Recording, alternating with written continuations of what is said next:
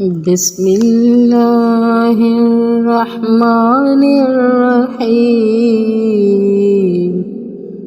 قل ادعوا اللہ وادعوا الرحمن ایما تدعوا فلہ الاسماء الحسنى ولا تجهر بصلاتك ولا تخافت بها وابتغ بين ذلك سبيلا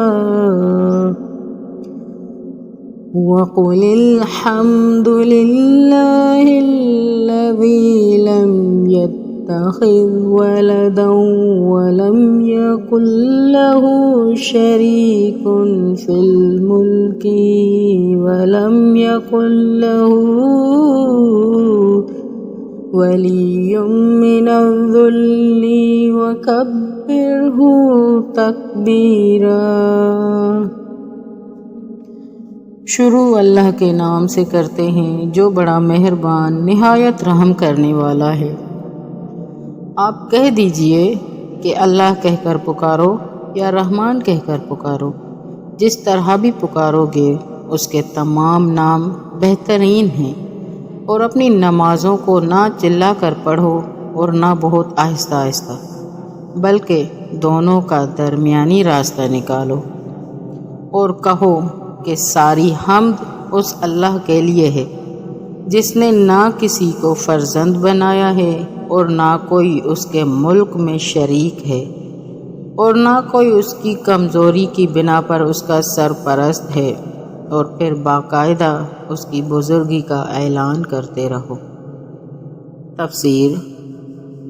ایک روز رسول اللہ صلی اللہ علیہ وآلہ وسلم نے مکے میں نماز پڑھی اور دعا میں یا اللہ یا رحمان پڑھا تو مشرکین نے کہا، اس صابئی کو دیکھو، ہمیں تو صرف ایک خدا کو پکارنے کی دعوت دیتا ہے اور خود دو خداؤں اللہ اور رحمان کو پکارتا ہے۔ قل ادعوا اللہ، اس پر یہ آیت نازل ہوئی کہ اللہ اور رحمان دونوں ایک ذات کے اسماء ہیں۔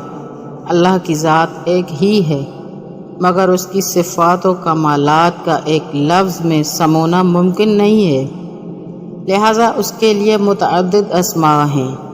اللہ اور رحمان انہی اسماء حسنہ میں سے ہیں، ان میں سے جس لفظ کے ساتھ پکارو ایک ذات مراد ہے۔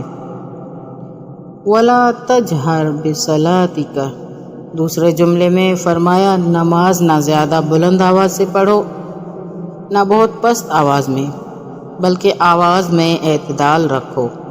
اللہ تعالیٰ کے ساتھ کسی کی شرکت کی 3 صورتیں ہو سکتی ہیں۔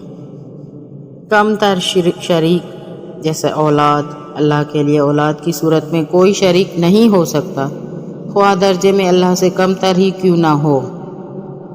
مساوی شریک جیسے فرشتے یا بت جو تدبیر امور کائنات میں اللہ کے برابر شریک ہوں، ممکن نہیں ہے۔ بادشاہت اور حکمت صرف اللہ تعالیٰ کی ہے، اس کے اقتدار اعلیٰ میں کوئی شریک نہیں ہے۔ وَلَمْ يَكُنْ لَهُ شَرِيكٌ فِي الْمُلْكِ، بالا تر شریک کہ اللہ کو اس کی مدد کی ضرورت پیش آئے اور اس مدد کے ذریعے اپنی ناتوانی دور کرے۔ وَلَمْ يَكُنْ لَهُ وَلِيٌّ مِّنَ الذُّلِّ کبیرہ تکبیر، اور اس کی بڑائی کما حقہ بیان کرو۔ اللہ تعالیٰ کی بڑائی کما حقہ بیان کرنے کے لیے پہلے اس کا صحیح تصور ضروری ہے۔ وہ یہ ہے کہ اللہ کی بڑائی کا اقرار کرنے کے یہ معنی نہیں کہ اللہ کو دوسری مخلوقات یعنی خود اللہ کی اپنی مخلوقات کے مقابلے میں برتر سمجھا جائے۔ اللہ اکبر کے معنی کیے جائیں کہ اللہ سب سے بڑا ہے، یعنی سب مخلوقات سے بڑا ہے۔ اس میں اللہ تعالیٰ کا خود اس کی اپنی مخلوق کے ساتھ موازنہ کیا گیا ہے، جو در حقیقت اللہ کی بڑائی نہیں بلکہ یہ اللہ کی شان میں گستاخی ہے۔